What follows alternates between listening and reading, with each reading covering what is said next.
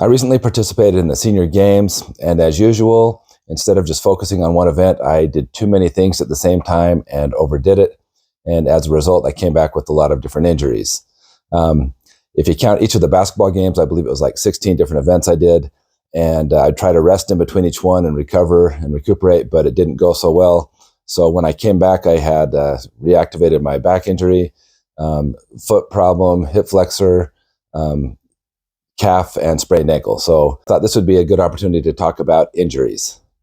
It seems like each time when you're starting to make progress with your health and your fitness, that injuries will rear their ugly head and pay you a visit. It's just part of sports. It's part of life, having injuries. The frustrating thing, though, is when it's taken longer and longer to heal the older you get. Now, my biggest challenge with injuries has been allowing myself time to rest and recover instead of just fighting through it and making it worse. I know a lot of people can relate to this sort of mentality. I've done some really stupid things over the years when it comes to not allowing my body to heal.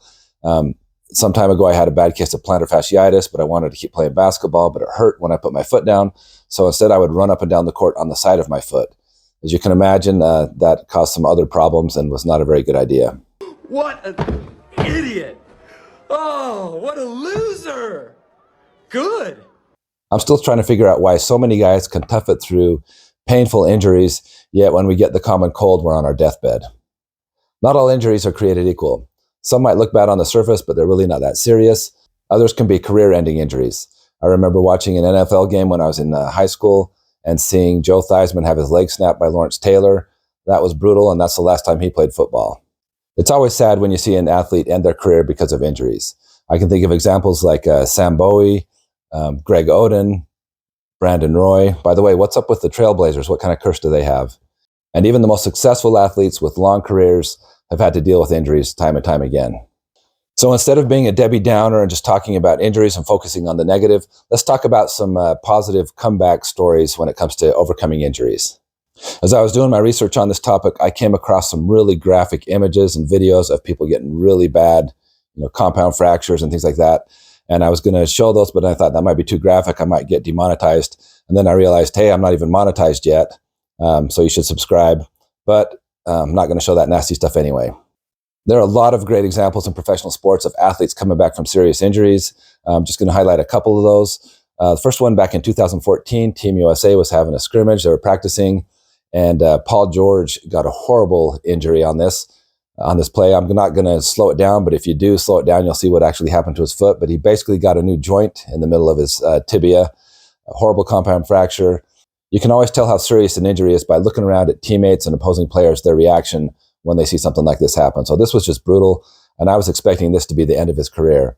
However, he was able to fight back, rehabbed, and he's playing in the NBA today. So hats off to Paul George for coming back from such a nasty injury. The craziest comeback I've seen from an injury happened in 2007 with Sean Livingston. He had a promising NBA career, and he was injured on a play where he basically dislocated his knee. 3 of the 4 ligaments in his knee were torn. This was so bad that some of the doctors were even questioning if they should maybe amputate the leg below the knee. I mean, that's insane. Now, lots of players have come back from a torn meniscus or ACL or a variety of injuries, but nothing that severe. So that's the hard thing for him. He had no one to look up to, no mentors to show him how do you rebound from something like this. Now, most people would assume that his career is over at that point, but he put in lots of hard work, some rehab, spent years doing this, gradually got back to the G League, and then eventually made it back to the NBA. It took him about 7 years to get back to where he was playing before when he was hurt. And then he got on with the Golden State Warriors and ended up winning 3 rings with them. So this is an awesome story, seeing someone come back from such a horrible injury and being able to come back and excel in their sport and be a champion at it. So injuries teach us that sometimes you got to take a step or two back before you can keep going forward. Now, I know a lot of people watching this, you're probably not professional athletes, unless, of course, LeBron or Messi or Patrick Mahomes. Some of those guys, I'm sure, are big fans of this channel. But for the average person out there like you and me, I've seen a lot of us, when we get injuries, it's so easy just to say, okay, I'm done. I'm not doing that anymore. But you don't want to just throw in the towel because of an injury. Even with a serious injury, you can modify your activity level, do things to still remain active and still have some health benefits and keep moving forward when it comes to taking better care of yourself.